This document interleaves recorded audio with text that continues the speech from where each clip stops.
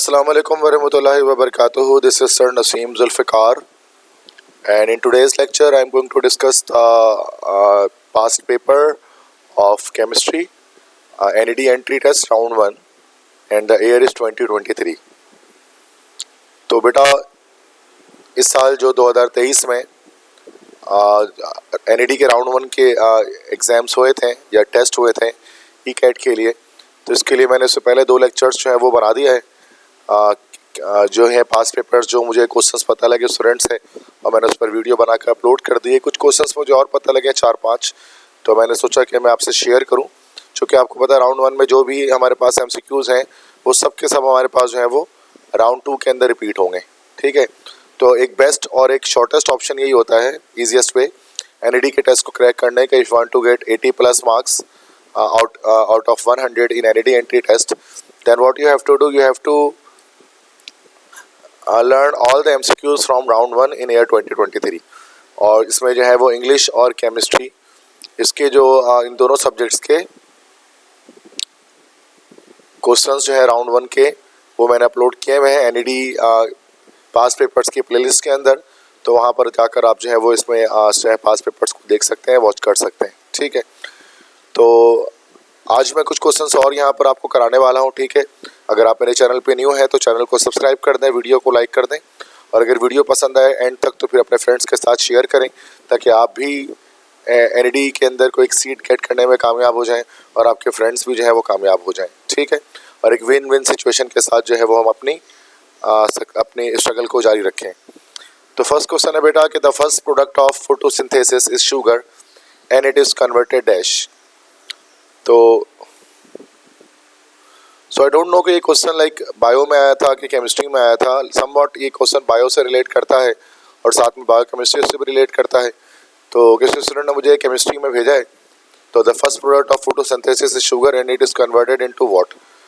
कि फोटोसिंथेसिस जो होती है, जो प्लांट्स के अंदर एक प्रोसेस होता है उनकी फूड की मैन्युफैक्चरिंग का, तो जो फर्स्ट प्रोडक्ट होता है उनका वो शुगर होता है, और वो शुगर बाद में किस में कन्वर्ट हो जाता है, starch, proteins, vitamins, rarely into anything else. तो इसका हमारे पास ए ऑप्शन करेक्ट है कि जो शुगर है वो स्टार्च में कन्वर्ट होता है तमाम प्लांट्स के अंदर।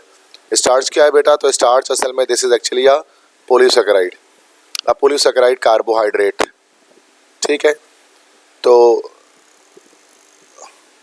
फोटोसिंथेसिस के अंदर जो है वो शुगर स्टार्च में कन्वर्ट होता है। इसका ए ऑप्शन हमारा करेक्ट है। तो this is the first question. Second पे आते हैं, the hybridization tells us about what. Hybridization किसके बारे में बताता है, ये हमारा फर्स्ट चैप्टर नंबर 4 है फर्स्ट ईयर केमिस्ट्री का। और हाइब्रिडाइजेशन से मुराद आप जानते हैं, hybridization is what, it is actually mixing of orbitals, orbitals का मिक्स हो जाना, दिस इज कॉल्ड हाइब्रिडाइजेशन। तो हाइब्रिडाइजेशन से हमें क्या पता लगता है, देखो हमें इससे शेप भी पता लग सकता है मॉलिक्यूल का, और साथ में बॉन्डिंग भी पता लग सकती है, बॉन्डिंग कौन सी हुई है। मिसाल के तौर पे अगर sp3 हाइब्रिडाइजेशन अगर हो रही है, तो हम ये सपोज कर लेते हैं कि बॉन्ड जो है वो उस कंपाउंड के अंदर सारे सिंगल बॉन्ड बने हुए। अगर sp3 हाइब्रिडाइजेशन हो रही है तो ये भी हम सपोज कर सकते हैं कि इसके अंदर जो स्ट्रक्चर होगा वो टेट्राहेड्रल होगा विथ 109.5 डिग्रीज बॉन्ड एंगल। ठीक है, तो इस वजह से हम कह सकते हैं कि जो हाइब्रिडाइजेशन है वो हमें शेप भी बताती है और बॉन्डिंग भी बताती है। तो इसका ऑप्शन हमारा करेक्ट हो जाएगा सी, बोथ ए एंड बी। तो this was the question number 2। The question number 3 पे आते हैं। थर्ड क्वेश्चन है, cotton is an example of what. Cotton किसकी एग्जाम्पल है, तो कॉटन बेटा हम लोग कहते हैं कपास को। तो कॉटन इसका मतलब कपास है, इससे थ्रेड्स बनाए जाते हैं, धागे बनते हैं। तो कॉटन असल में एक फाइबर है। अब कौन सा फाइबर है, वेजिटेबल फाइबर, नेचुरल फाइबर। जैसे 2 ऑप्शन इसके अंदर है जो स्टूडेंट्स को याद है कि आए थे। तो कॉटन असल में एक वेजिटेबल फाइबर है, वेजिटेबल फाइबर जो कि हमें क्रॉप्स वगैरह से निकलता है या फसलें होती हैं उसकी। तो जिसकी भी क्रॉप्स होती हैं, जिसकी फसलें होती हैं, जो हम प्लांटेशन के थ्रू हमें फाइबर हासिल होता है, उसको हम लोग कहते हैं वेजिटेबल फाइबर। ठीक है, तो कॉटन असल में एक वेजिटेबल फाइबर है, कपास जिससे कॉटन के कपड़े वगैरह बनाए जाते हैं। नेक्स्ट क्वेश्चन नंबर 4 हमारे पास है, that's DDT is form from what. DDT किससे बनता है, DDT असल में क्या चीज़ है, DDT हमारे पास होता है, दिस इज डाइफिनाइल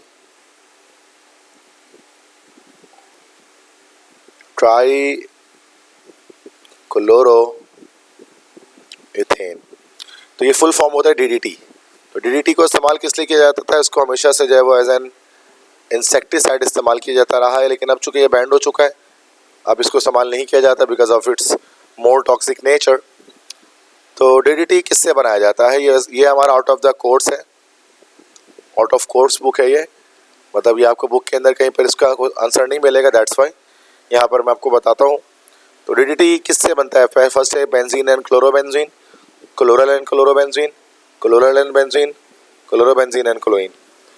तो बेंजीन जो बनता है हमारे पास है, सॉरी DDT जो हमारे पास बनता है वो दो चीज़ों से बनता है, इसके दो रॉ मटेरियल्स होते हैं, एक हमारे पास होता है क्लोरल और एक होता है क्लोरोबेंजीन। क्लोरोबेंजीन तो आप सब जानते हैं, दिस इज क्लोरोबेंजीन के बेंजीन रिंग लेंगे, उसके साथ अगर एक तरफ Cl लग जाए, this is called chlorobenzene. Chloral किसे कहा जाता है, तो क्लोरल कहा जाता है try chloro acid aldehyde. Try chloro acid aldehyde को हम लोग कहते हैं, that is called chloral. Means acid aldehyde तो आपको बताया ना कि जैसे कार्बोनाइल है ग्रुप है, H एल्डिहाइड ग्रुप हो गया, इसके साथ तरफ कार्बन कर दिया तो ये हमारा हो गया एसिड एल्डिहाइड। इस कार्बन के 3 हाइड्रोजन को हटाकर अगर 3 क्लोरीन यहाँ पर लगा दोगे तो इसको हम लोग कहेंगे ट्राई क्लोरो एसिड एल्डिहाइड या ट्राई क्लोरो इथेनॉल। इसी को जो है बेटा शॉर्ट फॉर्म, इसको जो है कॉमन नेम में कहा जाता है क्लोरल। तो इन दोनों का जब रिएक्शन होता है क्लोरल का और क्लोरोबेंजीन का, तो क्या होता है बेटा, इससे हमारे पास DDT की फॉर्मेशन होती है, डाइक्लोरो डाइफिनाइल ट्राइक्लोरो इथेन। ठीक है, so this is the fourth question. Question number 5 है entropy of the universe is dash. तो ये क्वेश्चन वैसे फिजिक्स के अंदर भी आ सकता है या केमिस्ट्री में पूछा जा सकता है कि एंट्रोपी यूनिवर्स की हमेशा क्या होती है।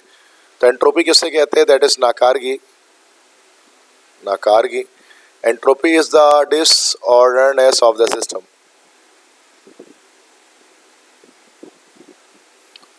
तो नेचुरल प्रोसेस के अंदर अगर हम बात करें तो एंट्रोपी ऑलवेज इंक्रीजिंग, एंट्रोपी हमेशा बढ़ती है। इस तरह से यूनिवर्स में भी जब आप बात करते हैं, जब हम बात करते हैं कायनात में, तो कायनात में जो एंट्रोपी है, एंट्रोपी की वैल्यू और डिसऑर्डरनेस जो है वो कंटिन्यूसली बढ़ती रहती है।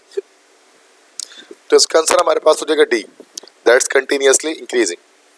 ठीक है, तो दिस वाज क्वेश्चन नंबर 5।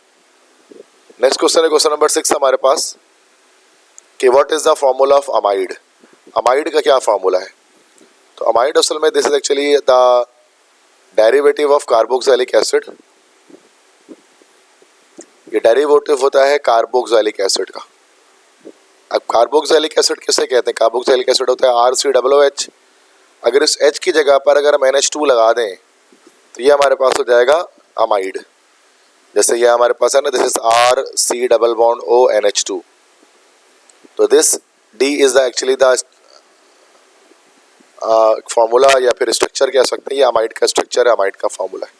ठीक है, एक तो अमाइन हमारे पास होता है, अमाइन जो हमारे पास होता है this is like RNH2, this is called amine.